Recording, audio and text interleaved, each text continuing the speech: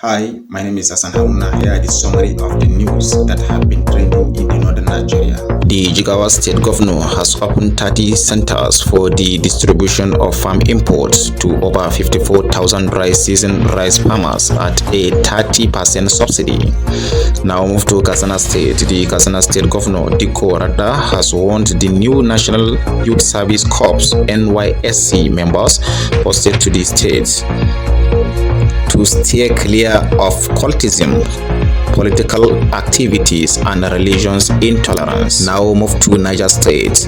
A woman died during surgery at Minna General Hospital when the electricity went off in the operating room.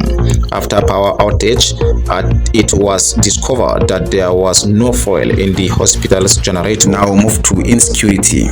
Military High Command will soon deploy more troops and equipment to Operation Hadinkai, a military outlet against Boko Haram and ISWAP terrorists in Borno State.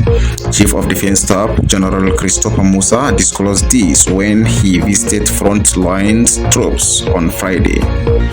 Bandits attack a golf vehicles on the Bagagi Anko Road in Zamfara State, kill driver and abduct 5 passengers. Now move to politics.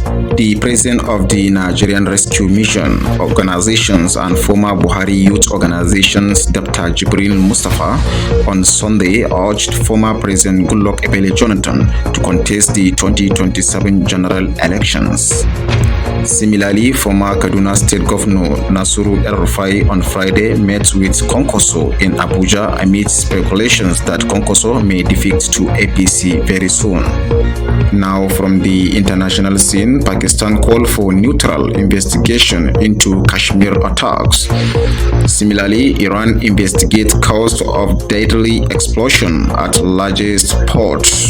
For more updates, you can subscribe to our YouTube channels at the News Chronicle. You can also follow us on Facebook, X, like, comment, and share.